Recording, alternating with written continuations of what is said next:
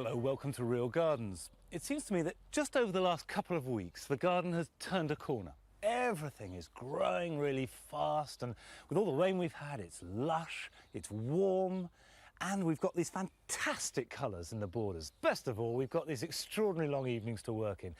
It's the gardener's peak of the year. This week, Anne-Marie meets Pat the Cab, a London gardener with a weakness for giant ferns. I'm making a new raised bed in Guernsey for Liz Collinette.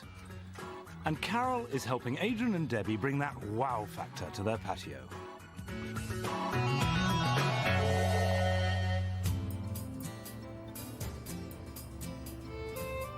Despite having back trouble for 12 years, Liz Collinette has still managed to produce a stunning garden overlooking Vale Pond in Guernsey. This year, she's been improving her back garden with a new Mediterranean sun terrace that she's created from the shell of an old outbuilding. So this is pretty much done, isn't it, Liz? It is almost. Surrounded by plants. Isn't it wonderful? Tropical, Mediterranean. Where did you get the granite basins from? A young friend of ours made them, and he's a very skilled granite man. Made especially for the job? Made especially for the job. Fantastic. Yeah, it's really nice, isn't it? Nice and deep for the wine to cool. So that's it, you were going to put your wine in there, weren't you? Rather. And is this camp system intended to grow up over the top? It is, yeah. And I reckon that one will go up over the bit of the roof there, I hope, anyway. Nice red trumpets. It should be pretty effective, I think. So that will give you shade? A bit of shade, yes. You're saying this gets too hot, really? Far too hot, yes. And you've got your citrus outside. Impressive, isn't it? I thought I'd better do it quick before you came. Yeah, I mean, they'll be healthier for it. Yes. But that one's got a nice sort of bloom. That lime looks good, doesn't it? Yeah. Well, the lemons, I think it feels it's in with a chance. Don't worry about that. That'll come back, I bet you. And that pelargonium round there is about as red could be. That pelargonium's a geranium. Pelargonium as opposed to a true geranium. Is it really? Yeah, pelargoniums are the geraniums that are with the fat leaves. Geraniums are the ones you plant out in the borders. Oh, really? Yeah. I like it. It's jolly. Yeah, it is. Good with a brick. And the million bells, you see the little red thing down there? That's pretty. That's only an annual, but it's just nice to have something drooping a bit, isn't it? So this is completely happy and it's a success story. I mean, really, it's like an open-air conservatory, isn't it? Yeah. But more interesting for me, anyway. Today, Liz wants to finish improving the view from the terrace. We made a start 3 weeks ago when Liz's son Phil and I cut down the lower branches of her Monterey pine. Her husband Rodney helped us remove the brambly mound of rocks and earth, a clearing job that they've continued since I've been away. Oh, there's been a lot going on. Phil and Rodney have been really busy over the weekend clearing all the lump of rubbish. So you've dug all this out, and where are you making the wall? Well, basically going to curve around here. Oh, that's it on the ground, Up here, yep. That's the plan. So you're going to have this swirly bed. I am. What are you going to put in it? It's going to be Chelsea-inspired yellows and blues, it's going to be. Oh, really fancy. Yeah, really fancy.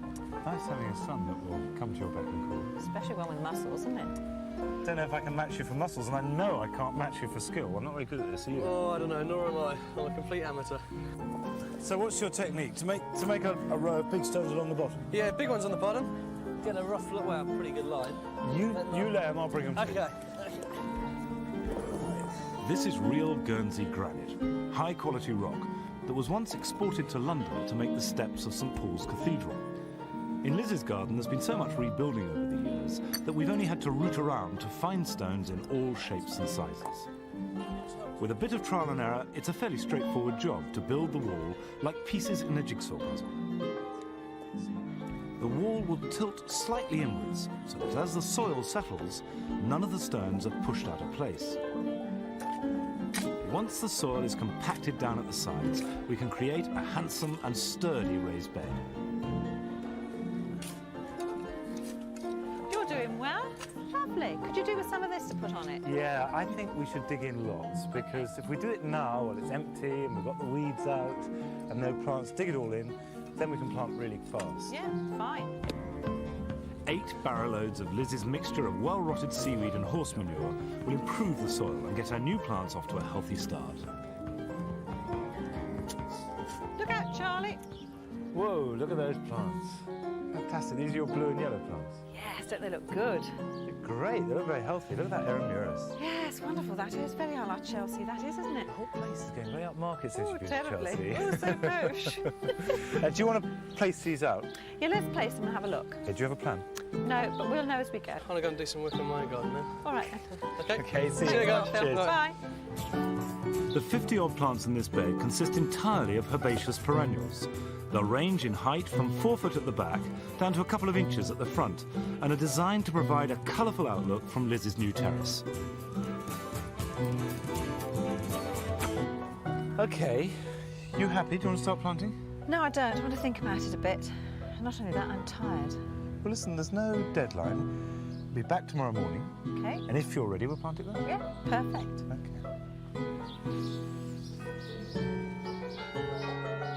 But when I arrive back next morning, I'm in for a bit of a surprise. You planted it all. No. God, what time did you get up? Well, about 6 o'clock. I got started and couldn't stop. Hey, so you've moved things around. I mean, those weren't there, were they? The lavender. No, I've moved over to another part of the garden. And that Aerogeum Good you brought blue. forward, yeah, it'll be lovely. It'll love your soil too. Yeah. And then yellow, Yellow. coming through. Aconitum. Yellow. A yellow aconitum. Yes. Ah. So the colours are going to just drift through it. Yellows and blues just drifting into things. Can't wait to yeah. see it. Give it a month or Exciting, two. isn't It'd be it? good. It'd be It's fun. really fun. Yeah, wonderful. But I have to say, the fun I was looking forward to was actually putting them in the ground. I love doing that. Oh, sorry, Monty. That's all right. Oh, I've got another treat. No, What about thinning some apples? That's a really nice job. quite rank with planting, but yeah, okay. Not a bad second. Yeah, do you want that off? Yes, please. Right. Yeah. How many different varieties of apple do you grow? About 4 in here, I should think. Not very successfully. Not ideal land for it. Too dry. Too dry. Yeah. Yes. But even when it's thin like this here, I mean, look at that. There are Yeah. groups of bunches of apples, and what I do is after the June drop, when they tend to form naturally, just go around and thin them out. Yeah. So we get a nice spacing, the air gets round them, the goodness goes and grows into good apples. And we get nice big ones. Okay, well, I don't mind doing that. I think it's quite a nice job, really. Well, I knew you'd enjoy it. Well, the thing is It's that a treat. it's a meditative job, isn't it? It is. It's a gentle job when you're really tired out. Now, you know, I'm not going to come back for a fortnight.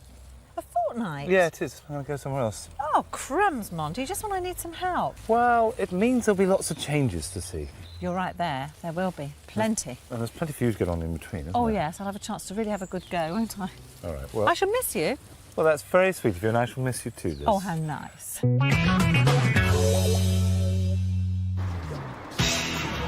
We're in North London this week, visiting a new real gardener, Pat Wallace and his wife Sandy.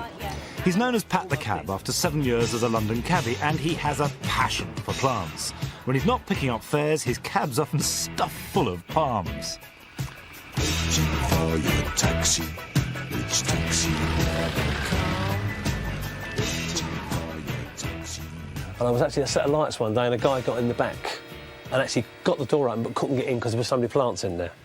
And I did explain that I wasn't working, but he said he was desperate for a cab, so in the end I gave him a free ride to where he was going and he sat amongst the plants. Pat is a connoisseur of tender exotic plants. His small courtyard garden in Islington is a jungle of palms and tree fern. The good thing about this garden, it's evergreen.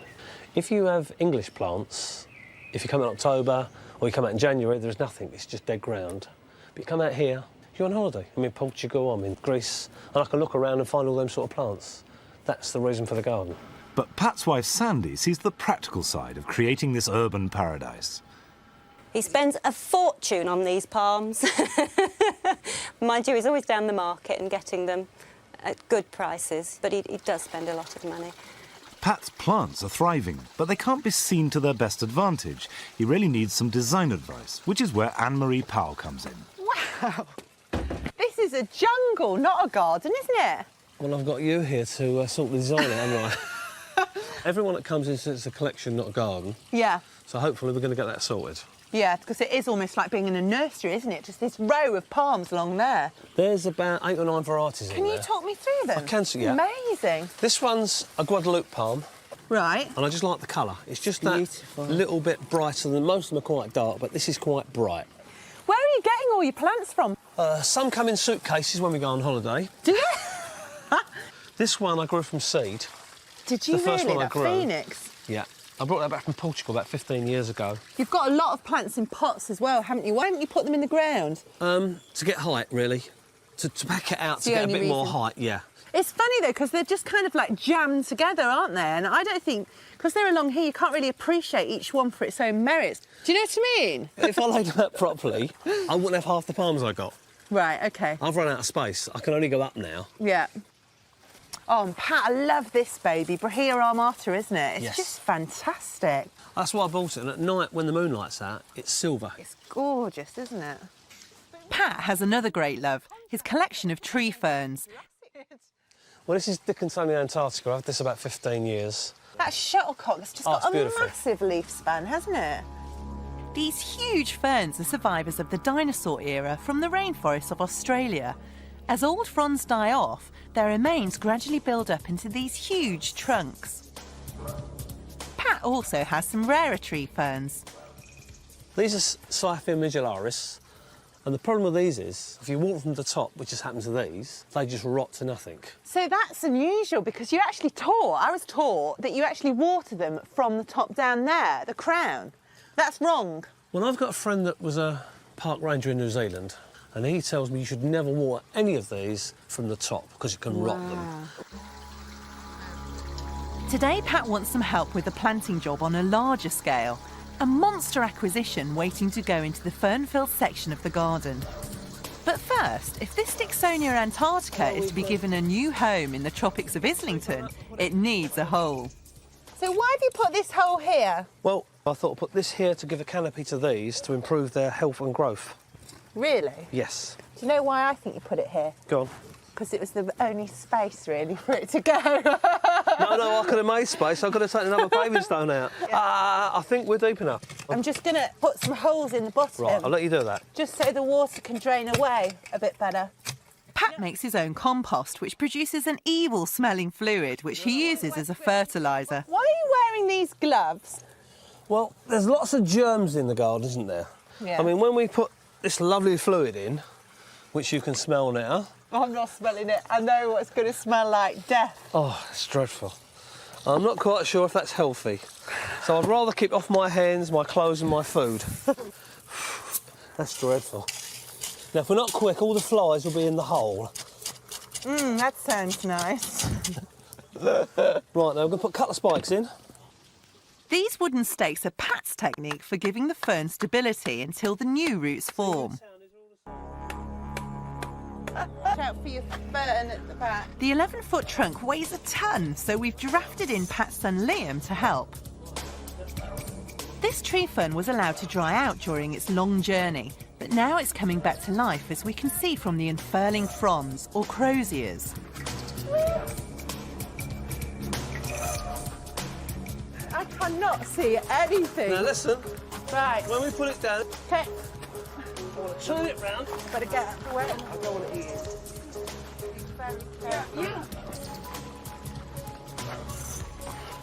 Right. Right, we're in. Oh, Whoa. right. No. Oh, it's pretty good, actually. That is straight that way, but I'm You not think it looks better straight or an angle? Or at an angle, because they're more at an angle in the wild, aren't they? Put it forwards then. So, no, it looks horrible. Just looks awful. Right. Just straight like that Like is that? great. Once the last two stakes are in, we pack the hole firmly with compost until the trunk is stable. Feels good, doesn't it? Oh, it smells lovely. Yeah, That that's feels great. good. Don't let go. I think that looks good. You must admit, and when you get 4 feet either way, It's absolutely stunning, actually, isn't it? I think it really is. How old together. do you think it is? I was told it was over 100 years, being that height. Wow. Tree ferns absorb water over their entire surface. As Pat's New Zealand expert advises, we don't water into the crown to avoid rotting the new croziers, but we do give the trunk a thorough soaking. What are we going to do next time you come? Well, I reckon we ought to organise your jungle and move it about and put some things in the pond and really kick some action into it. No. I think not. I think you're Why not not?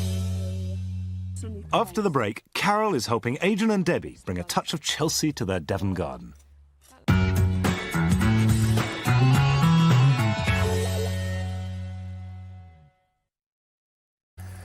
Welcome back. Now, I love roses, just can't have too much of them. And the way to keep them going, best of all, is to deadhead them. But you should do it with a pair of secateurs and consider it a pruning job, because when you cut them back, you're going to stimulate more growth. So take it back to the next leaf or leaf bud. Doesn't matter how far down the line you have to go to do that.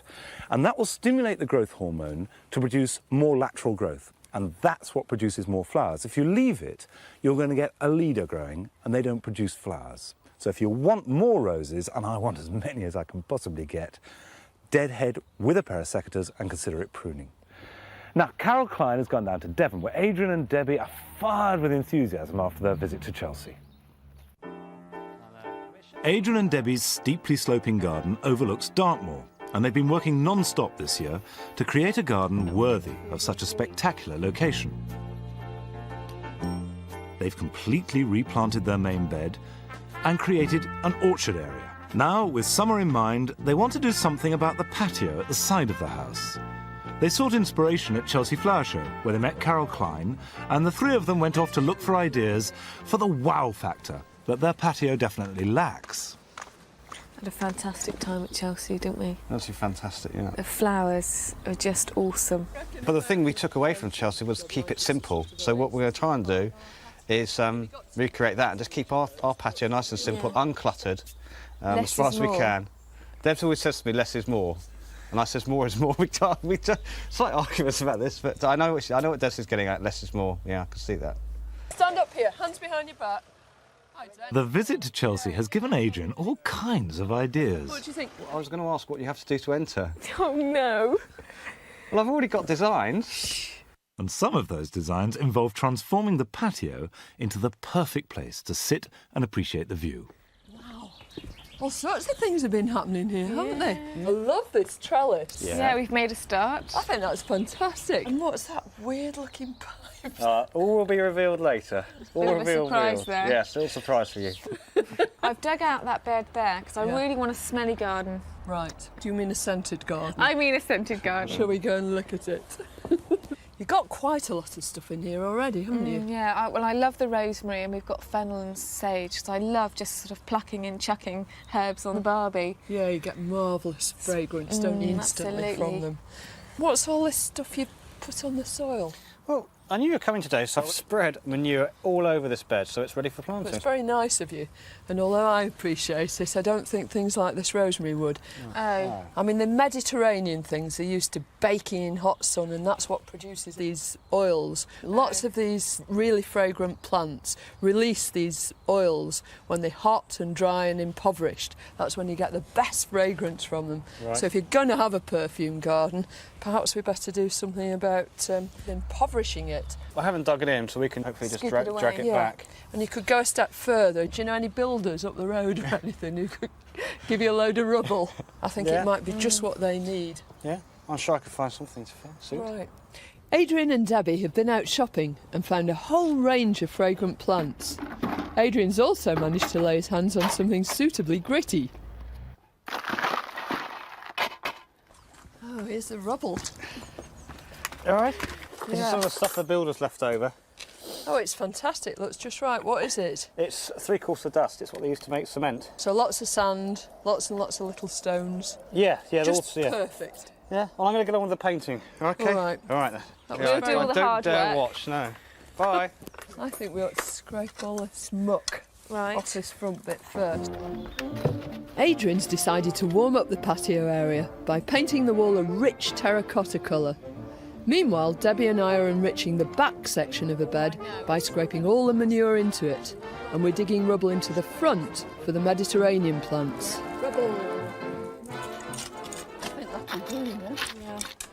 We can see quite clearly we've got this one area that's really well drained for all these things that like it dry and poor and crunchy, and then this other area which is luscious and really well fed and well manured for all those things that like a rich diet. But there's just one thing I noticed. There's this myrtle over here lurking behind the fennel, and that's a plant that really would like to come out into the sunshine. Right. So can I have your permission to shift it? Yeah, let's do it quick while Adrian's not looking. This handsome Mediterranean plant has aromatic leaves and will produce fragrant, creamy white flowers later on in the year. Now, how about right in that front corner? and just put it there. Now, what about this dianthus? Yeah. Dianthus like it alkaline, dry and well drained, so that's exactly what that one's going to get, isn't it? It smells lovely. I think that every time you go past, you can just run your fingers through it and smell this gorgeous fragrance. Oh, lovely. That looks really pretty there. It's just at home, isn't it? Yeah, it is. It's lovely. Right, shall we do these three Cosmos Atrosanguineus, this chocolate plant? Can't smell it yet, not until its flowers open, but it's going to love this good drainage and this really Brilliant. sunny place. It's a bit tender, this plant. It's from Mexico, and it'll make a big plant during the summer, and then it'll have made tubers, and you can store them over winter and then start it off again next spring. Lovely. So you can constantly have a scent of chocolate. So every time I need a chocolate fix, I just come out here and get my face into one of these. Right, what's next? What about the rose going here? Yeah, that'd be I think nice. that would be ideal. The rose will be happy in the top half of the bed, where we dragged all of Adrian's manure. Exactly what it likes. Oh, yeah. Whereas lemon verbena prefers the poorer soil, where it will hold its fragrance throughout the summer. Yeah, I think it'll thrive in a bit of shade, this, in the corner. It's like lemon sherbet sweeties. Yeah, but even better. Oh. It's beautiful. Almost finished this wall. What do you think? Hey, looking Okay. good. Really, really lovely. Oh, It is. good. It makes a huge difference. Very classy. Well, I'll just finish it off, and I'll prepare my little surprise I promised you. Ooh, that sounds interesting. It does. Come on, let's get on with it. I love surprises. Once they've settled in, these plants will provide year-round perfume on the patio. Adrian's mysterious contribution involves threading pieces of hardwood over the length of copper piping. Okay. What's that? This is my inspiration from Chelsea. It's a wood pile. Yes, a load of logs. I think it's very artistic, but I'm sure there's more efficient ways of storing your wood, aren't there? It has a little surprise, which I'm just about to demonstrate. Prepare to be excited, ladies. Ignition. Yay! Oh, look at that! What do you think? Phenomenal! Did you invent this all yourself? Absolutely. This is on the train on the way back. I think it's brilliant. To complete the picture, Debbie's got two big ceramic pots that she's planting up with white incaviglia and variegated thyme.